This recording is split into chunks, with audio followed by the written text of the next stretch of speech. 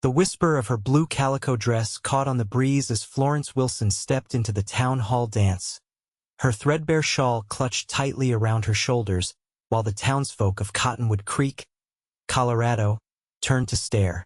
It was 1876, 2 years after gold had been discovered in the Black Hills, and the small mining town was celebrating its annual Founders' Day with more enthusiasm than ever before, a celebration that girls like Florence were expected to observe from a distance.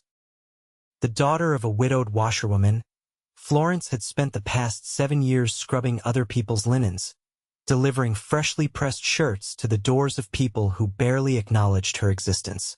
At 22, her hands were already rough from lye soap and hot water, though her face remained youthful beneath the simple bonnet that covered her auburn hair. The music swelled from the corner where 4 men played a lively tune on fiddles and a banjo. Colorful bunting hung from the rafters, and lanterns cast a warm glow over the polished wood floor where couples twirled in time to the melody. The scent of roast beef and apple pie drifted from long tables laden with food, reminding Florence that she hadn't eaten since breakfast. She hovered near the entrance, watching as the daughters of shopkeepers, ranchers, and mine owners danced in their fine dresses, their hair arranged in elaborate curls. The mayor's wife, Mrs. Pennyworth, cast a disapproving glance in Florence's direction, whispering something to the banker's wife that made both women snicker behind their fans. Florence almost turned to leave when she spotted him across the room, the cowboy who had ridden into town just 3 days prior. Tall and broad-shouldered, Thomas Nolan stood apart from the crowd, his presence commanding attention despite his obvious discomfort at the social gathering. Unlike the other men in their Sunday best, he wore simple but clean attire, a blue cotton shirt, dark trousers, and boots that had seen many miles. His hat, a well-worn Stetson, was clutched in his hands. Florence couldn't explain the sudden courage that propelled her forward through the crowd. Perhaps it was the way he stood alone, or maybe it was simply that she was tired of living on the edges of a town that barely noticed her existence. Whatever the reason, she found herself standing before him, her heart hammering against her ribs. "Would you care to dance, sir?" Florence asked, her voice barely audible above the music. The conversation around them faltered as heads turned. Someone snorted with laughter, followed by another. Soon, several people were openly chuckling at her audacity. "Look at the washerwoman's girl, putting on airs. Does she think a man like him would spare her a second glance?" Thomas Nolan's eyes, a startling shade of blue, met hers. For a moment, Florence thought he too might laugh. Instead, he placed his hat on a nearby chair and extended his hand. "I would be honored, miss," he said, his voice deep and warm with a hint of a southern drawl. The laughter died as he took her hand in his, leading her to the center of the dance floor. Florence felt the weight of every stare, heard the whispers that followed them. But when Thomas placed his hand at her waist and began to lead her in a waltz, the rest of the world seemed to fade away. "I'm Florence Wilson," she said, trying to keep her voice steady. "Thomas Nolan," he replied with a slight smile, "though most folks just call me Tom." As they moved across the floor, Florence noticed the calluses on his hand, matching her own work-worn fingers. He danced with surprising grace for a man who spent his days in the saddle, guiding her through the steps as though they'd danced together 100 times before. "You dance well for a cowboy," she ventured.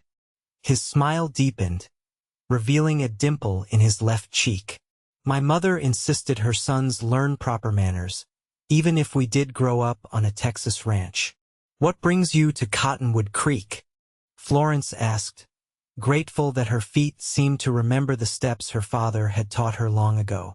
"Work," he replied simply. "I've signed on with the Circle B Ranch outside of town. Mr. Blackwood needed experienced hands after losing some men to the gold fever up north." Florence nodded, knowing the Blackwood Ranch was one of the largest in the county. It's honest work. That it is, Thomas agreed. And what about you, Miss Wilson? What keeps you in Cottonwood Creek? Before Florence could answer, the music ended. Thomas, however, didn't release her hand. Instead, as the musicians began another tune, he simply adjusted his hold and continued dancing. My mother, Florence said, answering his question. She's been the town laundress since my father died in '69. I help her with the washing. Thomas nodded, his expression free of the pity or disdain she often encountered. Honest work, he echoed her earlier words. They danced 3 more dances before Florence became acutely aware of Mrs. Pennyworth's disapproving glare. I should probably go, she said reluctantly. People are talking. Let them talk, Thomas replied, but he slowed their steps. Would you allow me to escort you home, Miss Wilson? Florence hesitated. It's not far, just past the mercantile. All the more reason to let me walk with you.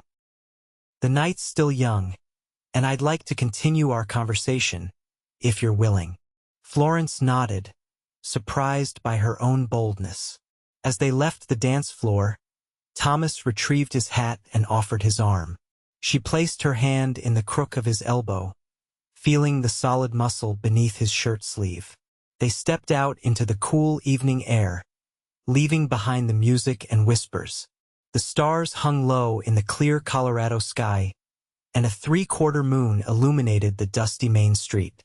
Thank you for the dance, Florence said softly as they walked. It's been a long time since I attended a social. The pleasure was mine, Thomas replied. Truth be told, I'm not much for these gatherings myself. I was about to leave when you approached me. Then I'm glad I caught you in time. They walked in comfortable silence for a moment before Thomas spoke again. How long have you lived in Cottonwood Creek? All my life.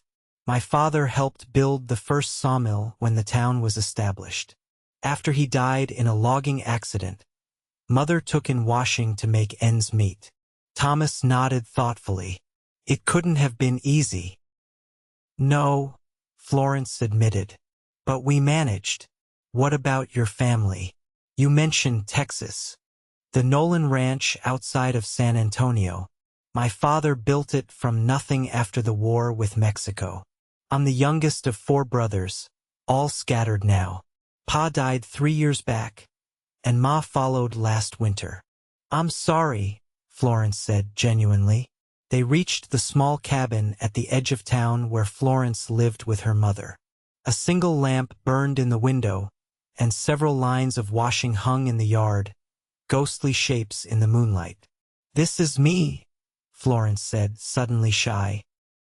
Thank you for walking me home. Thomas removed his hat, holding it against his chest. Miss Wilson, I'd like to call on you properly, if you'd permit it. Florence blinked in surprise. You want to call on me? Yes, madam. Perhaps Sunday after church. A mixture of hope and wariness filled her chest. Men had made overtures before, usually with less honorable intentions. Why? Thomas's expression remained earnest. Because in all my travels, I've never met a lady with the courage to ask a stranger to dance, nor one who speaks so honestly about her life. I'd like to know you better, if you'll give me the chance. Florence studied his face, searching for any sign of mockery or deceit, but found only sincerity in his blue eyes. Sunday after church, then, she agreed. Thomas smiled, placing his hat back on his head. I'll be here at noon. He took her hand, bowing slightly as he brushed his lips across her knuckles. Good night, Miss Wilson. Good night, Mr. Nolan, Florence replied, her skin tingling where his lips had touched.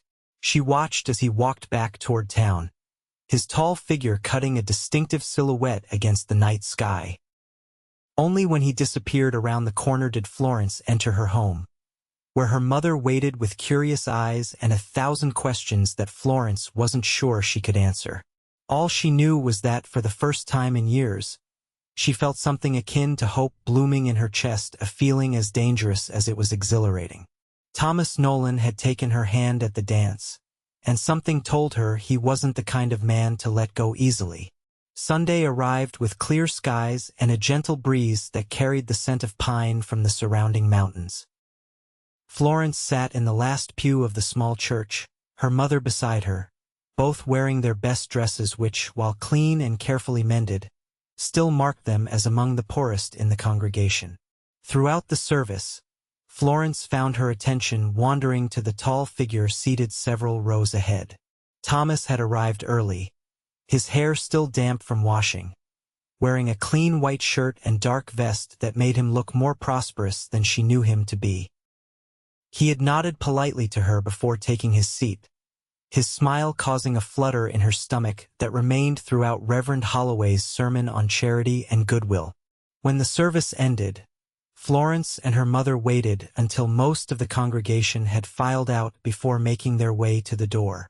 Outside, people gathered in small groups, exchanging gossip and making plans for Sunday dinner. Several young women hovered near Thomas, who stood talking with Mr. Blackwood, his employer. "Is that him?" Margaret Wilson asked, nodding discreetly toward Thomas. Florence nodded, suddenly uncertain. In the bright sunlight, surrounded by the town's more prosperous citizens, her plan to receive a caller seemed foolish and presumptuous. "He seems a decent sort," her mother observed, "though I'm not sure what to make of his interest." "Nor am I," Florence admitted. Before they could discuss it further, Thomas excused himself from his conversation and approached them, hat in hand. "Mrs. Wilson, Miss Wilson." He greeted them with a respectful nod. "It's a fine day for services." "Indeed it is, Mr. Nolan," Margaret replied, studying him with the careful eye of a mother who had seen her daughter disappointed before. "Madam, with your permission, I'd like to escort your daughter for a walk this afternoon." Margaret raised an eyebrow. "My daughter tells me you're new to Cottonwood Creek." "Yes, madam. I've been with the Circle B for just over a week now. Mr. Blackwood can speak to my character, if you have concerns." "And your intentions toward my daughter?" "Mother," Florence protested quietly, her cheeks burning. Thomas met the older woman's gaze directly. "Honorable Mrs. Wilson, I simply wish to become better acquainted with Miss Florence." Margaret considered this for a moment, then nodded. "You may call on her until 5 o'clock.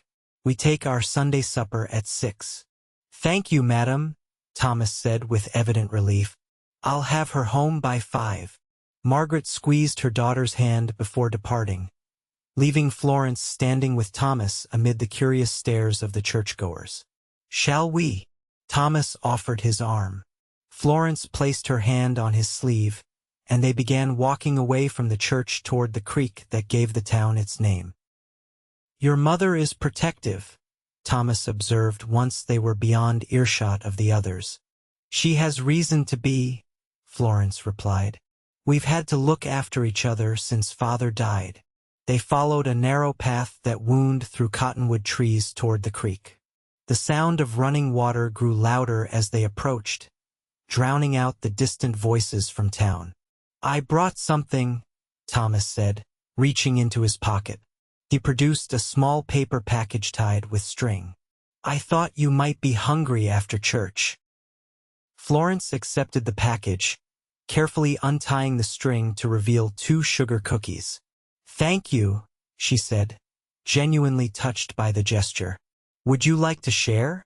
They found a flat rock beside the creek and sat side by side, breaking the cookies and watching the water rush over smooth stones. "Tell me about your work at the Circle B," Florence said, savoring the sweetness of the cookie. Thomas stretched his long legs out before him. "Mr. Blackwood runs about 2,000 head of cattle. My job is to help with the herd, mend fences, break horses, whatever needs doing. It's hard work, but I enjoy it. Do you plan to stay in Cottonwood Creek?" Florence asked, trying to keep her tone casual. Thomas considered the question. That depends on a few things. I've been saving to buy my own spread someday. Not as big as the Circle B, but enough land to raise some cattle, maybe horses. That sounds like a fine dream. What about you, Florence? What dreams do you have? The question caught her off guard. No one had ever asked about her dreams before. I suppose I've never given it much thought, she admitted. Mother and I have always been focused on survival. But if you could choose any future, what would it be? Florence watched the play of sunlight on the water, considering. A home of my own, perhaps. A garden. Maybe a small shop instead of taking in washing. She smiled sadly. Simple dreams, I know. The best dreams often are, Thomas replied. My father used to say that a man who needs too much will never be satisfied. They talked for hours, sharing stories of their childhoods, their families, the books they'd read, and the places they'd seen or hoped to see. Thomas described the vast expanse of Texas rangeland, and Florence spoke of the mountains she'd explored as a child before responsibilities claimed her youth. As the afternoon waned, they walked back toward town, stopping occasionally to examine wildflowers or interesting stones. Florence couldn't remember the last time she'd spent hours simply talking and laughing, with no work demanding her attention. I've enjoyed today, Thomas said as they approached her cabin. Would you allow me to call on you again? Florence nodded, unable to suppress her smile. I'd like that. Perhaps Wednesday evening? I understand you and your mother attend to laundry early in the week. Florence was surprised by his consideration of her schedule. Wednesday would be fine. We're usually finished by 6. They reached her door just as the clock in the town square chimed 5. True to his word, Thomas had returned her home exactly when promised. Until Wednesday then, he said, taking her hand and repeating the gesture from Friday night, his lips brushing against her knuckles. As Florence watched him walk away, she noticed her mother observing from the window. She prepared herself for questions, for warnings about getting her hopes up, for reminders about their station in life. But when she entered the cabin, Margaret said only, "He seems a good man." "I think he might be," Florence replied, surprised by her mother's assessment. "Just be careful with your heart, child. Men like him wanderers, they don't always stay." Florence nodded, understanding her mother's concern. But as she helped prepare their simple Sunday supper, she couldn't help wondering if Thomas Nolan might be different, if he might be the kind of man who, having taken her hand, would truly never let go. The following weeks settled into a pleasant rhythm. Thomas called on Florence every Wednesday evening and Sunday afternoon, sometimes bringing small gifts, a ribbon for her hair, a book of poetry they could read together, or sweets from the mercantile. They walked along the creek, sat in the town square, or simply talked on the porch of her cabin while her mother worked inside, maintaining a respectful distance while keeping a watchful eye. Florence learned that Thomas had fought briefly in the final months of the war, though he spoke little of that time. He had a talent for training horses, could recite Shakespeare from memory, and harbored a sweet tooth that rivaled her own. In turn, she shared her knowledge of local plants and their medicinal uses, her skill with needlework, and her love of the mountain sunrise. As June turned to July, Florence became aware of the town's growing interest in their courtship. The same women who had laughed at her boldness now regarded her with curiosity, sometimes stopping by with laundry they could have easily done themselves, hoping for gossip about the handsome cowboy. "They say he's turned down invitations from both the Hutchinson and Peterson girls," Mrs. Miller commented one Monday morning as Florence scrubbed her husband's shirts. "Quite a catch, you're Mr. Nolan." "He's not my Mr. Nolan," Florence corrected, though the words sent a pleasant warmth through her chest. "Not yet, perhaps," Mrs. Miller replied with a knowing smile. But a man doesn't spend every free moment with a woman unless he has intentions. Florence kept her thoughts to herself, focusing on her work instead of the speculation. Whatever Thomas's intentions might be, they remained unspoken, and she refused to build castles in the air. On a particularly warm Wednesday evening in mid-July, Thomas arrived at her door with his horse saddled and a second mount borrowed from the Circle B. "I thought we might ride up to Lookout Point," he suggested. "The view of the valley at sunset is something to behold." Florence hesitated, glancing at her mother. They had never ventured far from town during their outings. "I've packed a proper picnic," Thomas added, addressing Margaret directly. "And I give you my word as a gentleman that I'll have her home before dark." Margaret studied him for a long moment before nodding. "See that you do, Mr. Nolan." With her mother's blessing, Florence donned her bonnet and allowed Thomas to help her mount the gentle mare he'd brought for her. They rode at a leisurely pace out of town, following a trail that wound up into the foothills. "How are you finding the work at Circle B?" Florence asked as they climbed higher, the town growing smaller behind them. "It suits me," Thomas replied. "Mr. Blackwood has offered me a position as foreman when old Jenkins retires this fall." Florence turned to look at him, surprised. "That's wonderful news, Thomas. Congratulations." "I haven't accepted yet," he said, his expression thoughtful. "It would mean staying in Cottonwood Creek permanently." "And you're not certain you want to stay?" Florence tried to keep the disappointment from her voice. Thomas guided his horse closer to hers. "That depends on what or who might give me reason to put down roots." The implication of his words hung between them as they continued their ascent. Eventually, they reached a clearing near the summit that offered a spectacular view of the valley below. Thomas helped Florence dismount, his hands lingering at her waist slightly longer than necessary before he tethered the horses to a nearby tree. From his saddlebag, he produced a blanket and a basket containing fried chicken, biscuits, apple preserves, and a small bottle of lemonade. They sat side by side on the blanket, enjoying the food and the panoramic vista spread before them. "I've lived here all my life," Florence remarked, "but I've never seen the valley quite like this. Sometimes we need to step back from something to truly appreciate its beauty," Thomas said, his gaze resting on her face rather than the view. Florence felt her cheeks warm under his attention. "My father used to bring me hiking in these hills when I was young, before he died." "Tell me about him," Thomas encouraged, handing her a biscuit spread with preserves. Florence smiled at the memories. "He was a carpenter by trade. Came west from Pennsylvania during the gold rush of '59, but found he preferred building things to digging for treasure. He taught me to recognize bird calls and which berries were safe to eat. He had big dreams for Cottonwood Creek."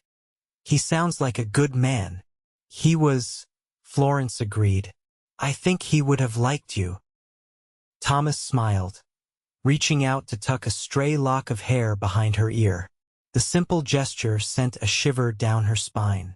"Florence," he began, his voice suddenly serious, "these past weeks have been the happiest I can remember."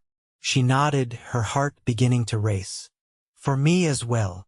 I'm not a wealthy man," Thomas continued.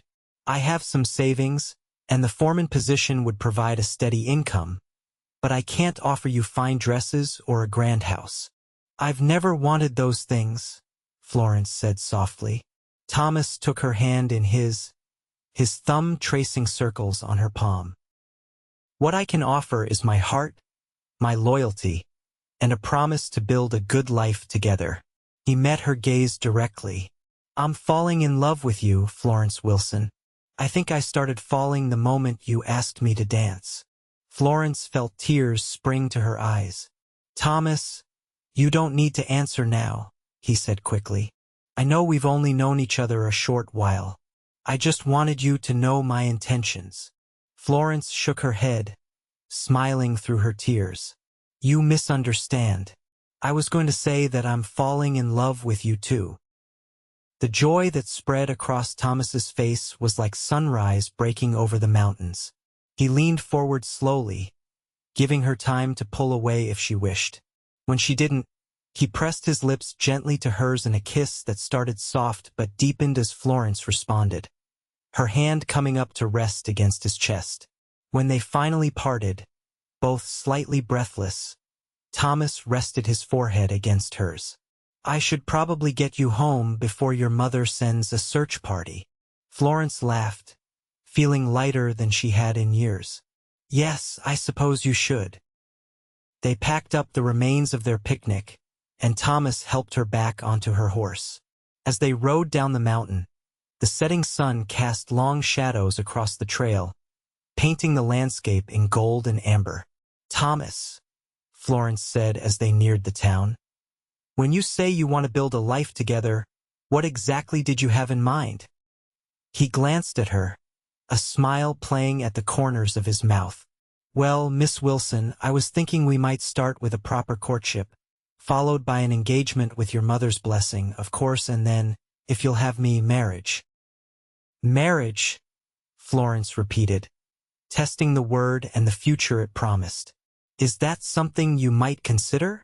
Thomas asked, a hint of vulnerability in his voice. Florence smiled, her heart full. I think I might, Mr. Nolan. I think I just might. As they rode into town, Florence was aware of curious eyes watching their return. But this time, instead of whispers and mockery, she felt only a quiet pride. Let them look, she thought. Let them see that the washerwoman's daughter had found something rare and precious with a man who saw her true worth. Thomas delivered her safely to her door just as twilight deepened into evening. Before he left, he kissed her once more, a brief but tender gesture that carried the weight of promise. I'll speak with your mother on Sunday, he said, if that's agreeable to you. Florence nodded, her fingers lingering on his as they reluctantly parted. Sunday, she agreed. She watched him ride away, her heart too full for words. The girl who had boldly asked a stranger to dance was now a woman contemplating a future. She had never dared to imagine a future with a man who had taken her hand and, true to his word, showed no signs of ever letting go. Sunday arrived with an unexpected downpour that turned Cottonwood Creek's dirt streets to mud and threatened to wash out the bridges across the swollen creek. Despite the weather, Thomas appeared at the Wilson cabin precisely at noon, his coat soaked through and water dripping from the brim of his hat. You're drenched? Florence exclaimed, pulling him inside. Mother, fetch a towel, please. Margaret brought a clean towel from the stack of freshly laundered linens and handed it to Thomas. Quite a determination you have, Mr. Nolan, to brave such weather. Thomas dried his face and hair, his smile apologetic. I gave my word I would come, Mrs. Wilson. A little rain wasn't going to stop me. Margaret's expression softened slightly. Well, you're here now. Sit by the fire and warm yourself. We were just about to have dinner. The small cabin's main room served as both kitchen and living area, with a pot-bellied stove providing warmth and a surface for cooking. The table was already set for two, but Margaret quickly added a third-place setting. It's nothing fancy, she warned as she ladled stew into bowls. Just venison and vegetables. It smells wonderful, Thomas assured her, hanging his wet coat near the stove to dry. They ate together, the conversation flowing easily as the rain drummed against the roof. Thomas shared news from the ranch, a new foal born. Plans for the fall cattle drive, Mr. Blackwood's offer of the foreman position. And have you accepted? Margaret asked, her shrewd eyes assessing him. That's actually something I wanted to discuss with you, Mrs. Wilson, Thomas replied, setting down his spoon. With both of you. Florence felt her pulse quicken as Thomas straightened in his chair, his expression becoming serious. Mrs. Wilson, I've come to care deeply for your daughter. These past weeks have shown me that Florence is the kind of woman a man is fortunate to find once in a lifetime, kind, intelligent, strong in ways that matter. He turned to Florence, his eyes warm. If she'll have me, I'd like your blessing to court her properly, with the intention of marriage. Margaret studied him for a long moment. Marriage is a serious commitment, Mr. Nolan, especially in a place like Cottonwood Creek. Life here isn't easy for anyone, but particularly for women without means. I understand that, madam. I'm not a wealthy man, but I'm hardworking and responsible. The foreman position at Circle B comes with a small house on the property. It's modest, but it would be a proper home. I also have savings enough to eventually purchase land of our own. And what of children? A family? Thomas nodded solemnly.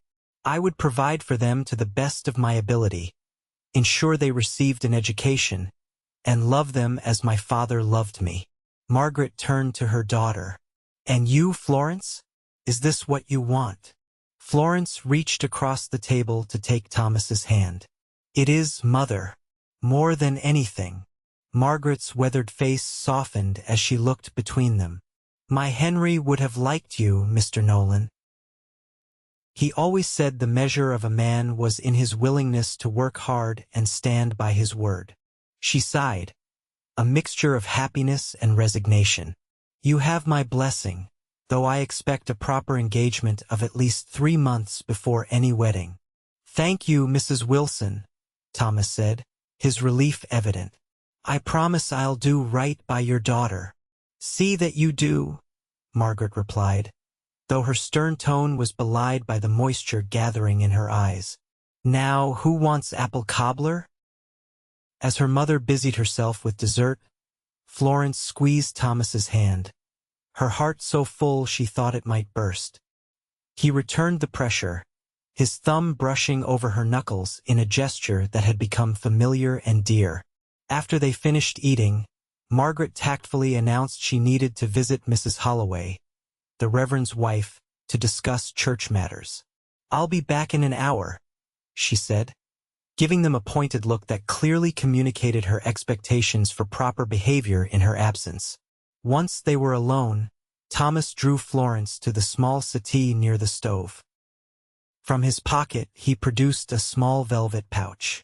I've been carrying this for 2 weeks, he admitted, waiting for the right moment. He emptied the contents into his palm, a simple gold band set with a small pearl. It was my mother's.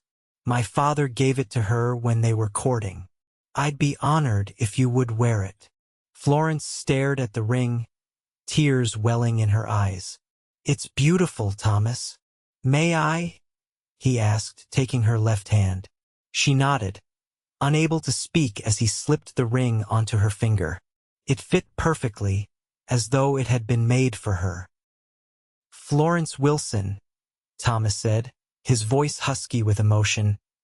I love you. I think I've loved you since the moment you had the courage to cross that dance floor. Will you do me the great honor of becoming my wife?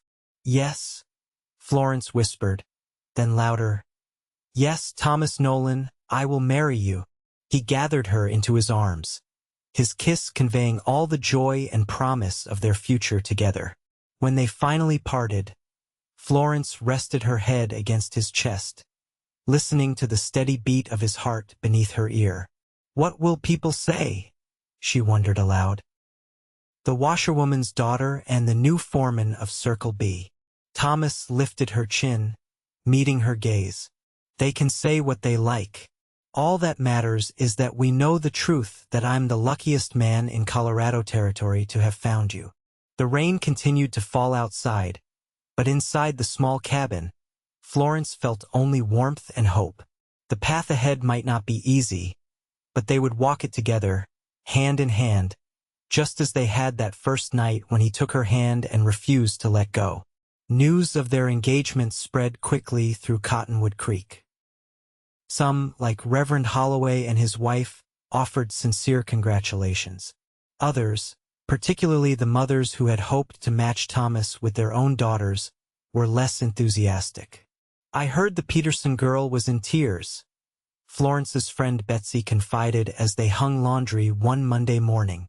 Betsy was the blacksmith's daughter and one of the few young women in town who had always treated Florence with kindness. Her mother had all but planned the wedding. Florence pinned a sheet to the line, the pearl on her finger catching the sunlight. I never meant to upset anyone. Nonsense, Betsy replied firmly. You have nothing to apologize for. Thomas chose you because he loves you. Anyone with eyes can see that. The engagement period passed in a flurry of preparations. Thomas accepted the foreman position at Circle B, and Mr. Blackwood generously offered to have the small house on the property ready for them by their wedding day. Florence, with her mother's help, began assembling a modest trousseau linens they had set aside for years, a quilt Margaret had been secretly working on, and a few new garments they could afford from fabric purchased at the mercantile.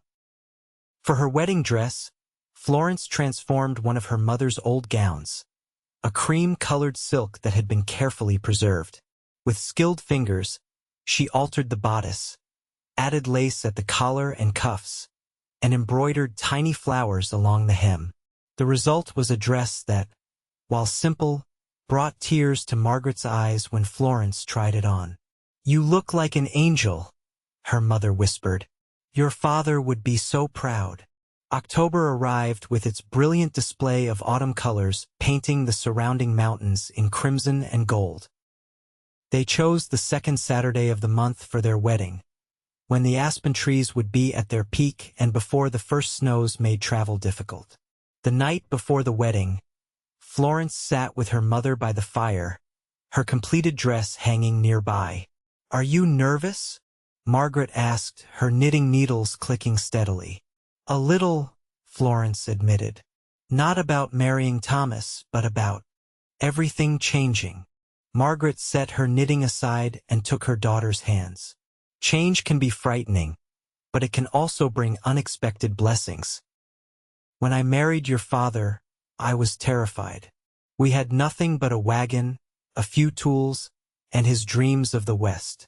But those years with him were the happiest of my life." "I'll miss you," Florence said, her voice breaking slightly. "Oh, child." Margaret pulled her into an embrace. "I'm not going anywhere. The Circle B is only 3 miles from town. We'll see each other often." She drew back, wiping a tear from Florence's cheek. "Besides, every woman needs her mother when the babies start coming." Florence blushed, but her heart warmed at the thought of children's sons with Thomas's blue eyes or daughters with his gentle smile. "Now get some sleep," Margaret instructed. "No bride wants shadows under her eyes on her wedding day." Morning dawned clear and crisp, the sky a perfect Colorado blue. Betsy arrived early to help Florence dress and arrange her hair, weaving autumn flowers into her auburn curls. "Something borrowed," Betsy said, fastening a delicate silver bracelet around Florence's wrist. "It was my grandmother's." "It's beautiful," Florence breathed. "Thank you." "Something blue," Margaret added, presenting a silk handkerchief embroidered with forget-me-nots. "I made this for you." "And something old," Betsy continued, nodding toward the dress. "Which leaves?" "Something new," Margaret finished, producing a small package from her apron pocket. "This is from Thomas. He asked me to give it to you this morning." Florence unwrapped the paper to find a slender book of poetry, its cover embossed with gold lettering. Inside, Thomas had inscribed a message. "To my Florence, whose courage changed my life. All my love, Thomas." Tears threatened again, but Florence blinked them away, determined not to spoil Betsy's careful work with her cosmetics. "I'm ready," she said, standing as her mother and friend made final adjustments to her dress. They traveled to the church in Mr. Holloway's buggy, which he had lent for the occasion. As they approached, Florence saw that nearly everyone in town had turned out for the wedding. The small church was decorated with autumn leaves and wildflowers, and the pews were filled with familiar faces, some friendly, some merely curious. At the front of the church stood Thomas, looking impossibly handsome in a new black suit, his hair neatly combed, his face freshly shaved. Beside him was Mr. Blackwood, serving as his best man. When the doors opened and Florence appeared on her mother's arm, Thomas's expression transformed into one of such pure joy and wonder that Florence felt her heart might burst with happiness. The ceremony was simple but moving. They exchanged vows written in their own hands, promising to love, honor, and cherish one another through whatever life might bring.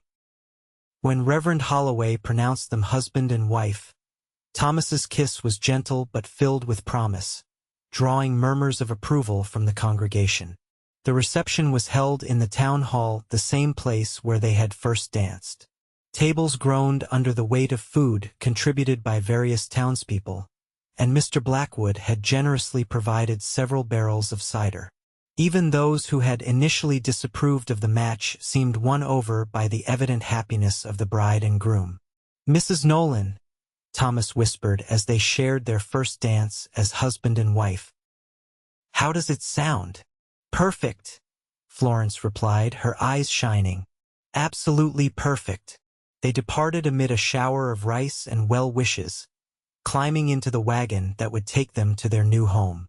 Thomas had decorated it with ribbons and flowers, and tied to the back was a sign that read, "Just married," in bold letters. The small house on the Circle B property exceeded Florence's expectations. Set apart from the main ranch buildings for privacy, it featured 2 bedrooms, a comfortable living area, a kitchen with a new stove, and even a small front porch where 2 rocking chairs waited side by side. Inside, Florence found that Thomas had arranged for furniture some new, some gently used but all sturdy and well-made. He had even hung curtains at the windows, their cheerful yellow fabric brightening the rooms. "Do you like it?" Thomas asked anxiously as he carried her across the threshold. "Mr. Blackwood's wife helped with some of the furnishings, but I picked the curtains myself." Florence wrapped her arms around his neck, overwhelmed by the thought he had put into creating their home. "It's wonderful, Thomas. More than I ever dreamed."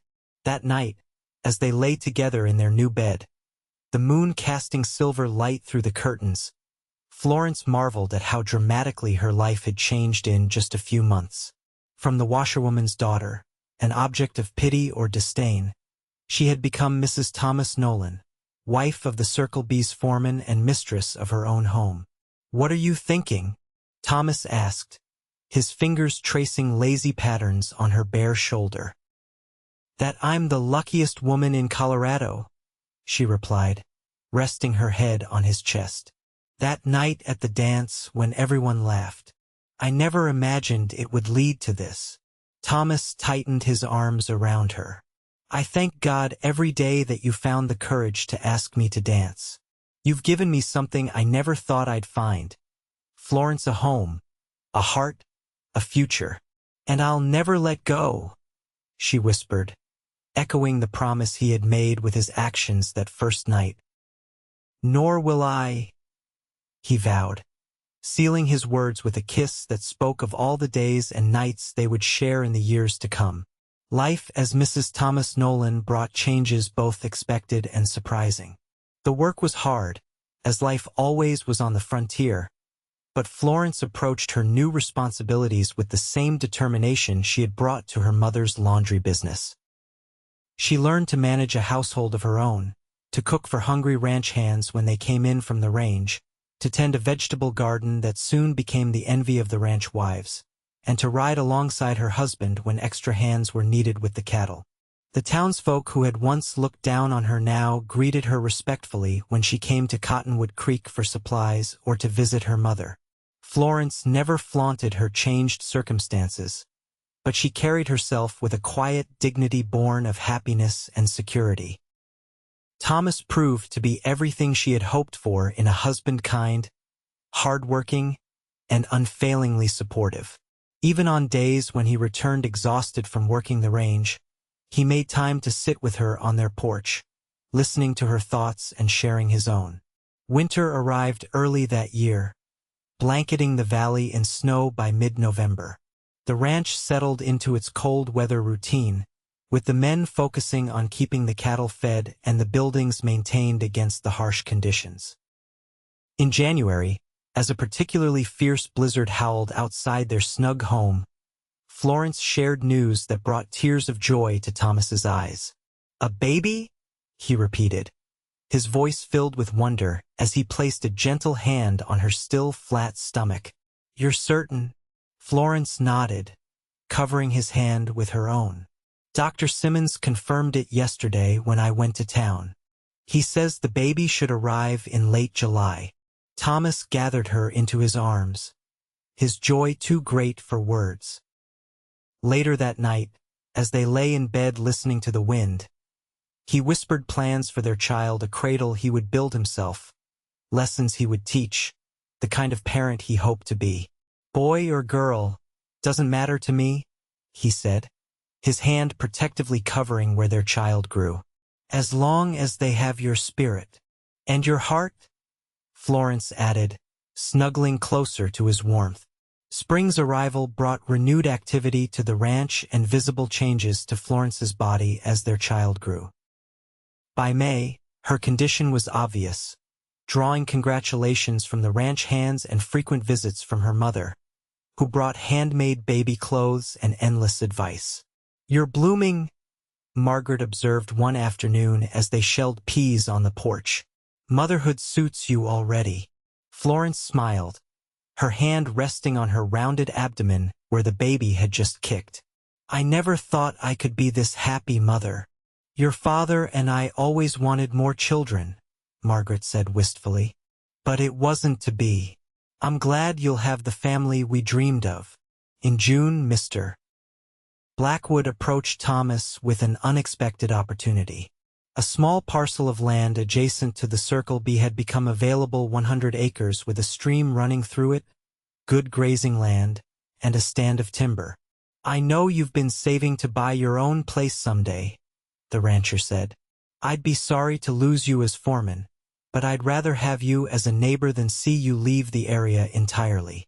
Thomas discussed the proposition with Florence that evening, concerned about the timing with the baby due in just over a month. "It would be tight financially," he warned.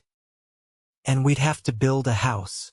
We could stay here until it's finished, but it would mean extra work for me, time away from you and the baby." Florence considered this, her practical nature weighing the challenges against the opportunity. "If we don't take this chance, when will another come? Land this good, so close to town and the Circle B. You're not worried about the strain?" "I'm stronger than I look, Thomas Nolan," she reminded him with a smile. "Besides, this is our dream, a place of our own. I want that for our child, for any brothers or sisters that might come along."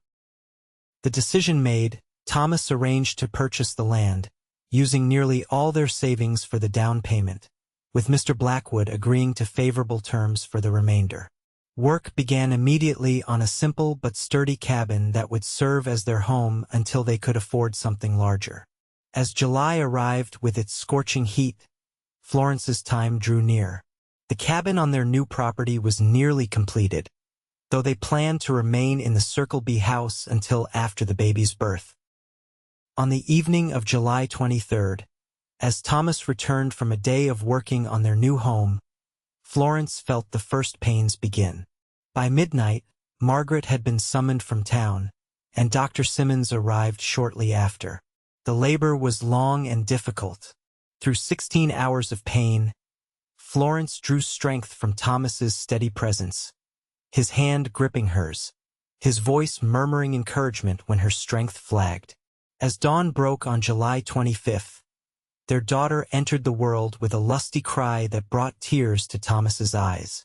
"She has quite a voice, Dar," Simmons observed as he placed the swaddled infant in Florence's arms. "A healthy girl." "Penelope," Florence whispered, looking down at the tiny red face. "Penelope Margaret Nolan." "It's perfect," Thomas agreed, perching carefully on the edge of the bed to study his daughter's features. "She has your nose. And your chin," Florence replied, tracing a finger over the baby's delicate profile. "Hello, Penelope. We've been waiting for you." The next weeks passed in a blur of sleepless nights and joyful discoveries as they adjusted to parenthood. Thomas completed work on their cabin, and in late August, they moved to their own land, bringing baby Penelope home to the house her father had built with his own hands. The cabin was simple, 2 rooms with a loft above, but Thomas had taken special care with the details. The windows were positioned to catch the morning light, the fireplace drew perfectly without smoking, and the porch faced west to capture the sunset over the mountains. "It's just the beginning," he promised as they sat on the porch their first evening, Penelope sleeping in Florence's arms. "Someday we'll build a proper house, when we have more children and more money saved. This is already more than I ever dreamed of," Florence assured him, leaning against his shoulder. "Our own land, our beautiful daughter, you by my side. What more could I want?" Thomas pressed a kiss to her temple. "I plan to spend the rest of my life making sure you never have cause to regret taking a chance on a lonely cowboy." "I never will," Florence promised. "That dance changed everything." "They laughed," Thomas recalled, his voice thoughtful. "I remember hearing them. But all I could see was you, the bravest woman I'd ever met." "Not brave," Florence corrected. "Desperate, perhaps. Tired of watching life from the sidelines." "Call it what you will," Thomas said, taking her free hand and bringing it to his lips. "But that moment of courage brought us here, and I'll be grateful for it until my dying day." As the sun set behind the mountains, painting the sky in shades of gold and crimson, they sat together in contented silence, a family born from a single bold question and the hand that had reached out in response, a hand that, true to its promise, had never let go. 5 years later, the autumn fair in Cottonwood Creek had grown considerably since Florence had first moved to town. What had once been a simple harvest celebration now attracted visitors from neighboring communities, with contests for everything from the largest pumpkin to the finest needlework. Florence stood by her display of preserves and baked goods, proud of the blue ribbons already adorning her strawberry jam and apple pie. At 32, she had blossomed into a confident woman, respected in the community not only as Thomas Nolan's wife but as a skilled gardener and cook in her own right. "Mama, Papa's looking for you." 5-year-old Penelope came running through the crowd, her dark braids bouncing and her blue eyes so like her father's wide with excitement. "Is he now?" Florence smiled, smoothing her daughter's hair. "And where is your brother?" "With Grandma," Penelope replied, tugging at Florence's hand. "Papa says it's important." Florence allowed herself to be led through the fairgrounds to where Thomas stood waiting, their 2-year-old son Peter perched on his shoulders. At 35, Thomas had matured into his role as a rancher, his frame still powerful but bearing the weathered dignity that came with working the land he loved. "There's my beautiful wife," he called as they approached, swinging Peter down into Margaret's waiting arms. "What's this important matter that couldn't wait?" Florence asked, noting the gleam in her husband's eye that usually meant he was up to something. "They're about to announce the dance," Thomas explained, gesturing toward the platform where the town's brass band was assembling. "I wanted to be sure I secured the first dance with the prettiest woman at the fair." Florence laughed, shaking her head at his flattery. "After 10 years of marriage, you still talk nonsense, Thomas Nolan." "Not nonsense," he corrected, drawing her close. "Just the simple truth. The years had been good to them." Through hard work and careful management, they had expanded their original 100 acres to 300, with a growing herd of cattle and a reputation for the finest horses in the county. The cabin had been replaced by a proper house with 4 bedrooms, a spacious kitchen, and even a small library filled with the books they both loved. They had weathered challenges, Of course, a drought that nearly destroyed their first major harvest. A harsh winter that claimed several valuable animals. The difficult birth of their son that had left Florence weakened for months. But through it all, their partnership had only strengthened, their love deepening with each obstacle overcome together. As the band struck up a waltz, Thomas led Florence to the center of the wooden dance floor that had been constructed in the town square. Other couples joined them, including many familiar faces: Betsy and her husband from the neighboring ranch, Mr. Blackwood and his wife, even Mrs. Peterson, who had long since forgiven Florence for stealing Thomas. "Do you remember the first time we danced?" Thomas asked as they moved in perfect harmony across the floor. "How could I forget?" Florence replied. "I was terrified. Everyone was staring and laughing." "They're staring now," Thomas observed, nodding discreetly toward the onlookers. "But for very different reasons." Florence glanced around, realizing he was right. The looks directed their way were admiring, even envious. The washerwoman's daughter and the cowboy who had taken a chance on each other had become one of the most respected couples in the county. "We've come a long way," she acknowledged. "With much further to go," Thomas added. "I have plans for that west pasture, and Penelope needs a proper pony, not just rides on my old gelding." Florence smiled, resting her head briefly against his shoulder. "Always planning, Mr. Nolan. A man with a family has to think ahead," he replied, his voice turning serious. "Speaking of which, have you told your mother our news yet?" Florence shook her head. "I thought we might tell everyone together after the dance." Thomas's face lit up with the same joy she had seen when she told him about Penelope, and again with Peter. Their third child, due in the spring, had been a welcome surprise after they had begun to think their family complete. As the music ended, they remained in each other's arms a moment longer than strictly proper, reluctant to break the spell of the dance. "I love you, Florence Nolan," Thomas whispered, his lips close to her ear. "More today than yesterday, less than tomorrow." "And I love you," she replied, squeezing his hand. "Thank you for taking my hand that night. Thank you for being brave enough to ask," he countered.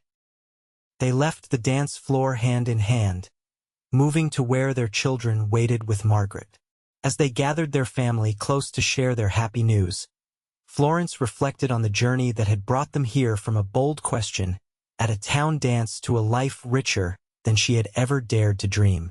The laughter that had once cut her to the quick was now a distant memory, overshadowed by the laughter of her children, the warmth of her husband's smile, and the knowledge that sometimes the greatest courage was simply reaching out a hand in hope.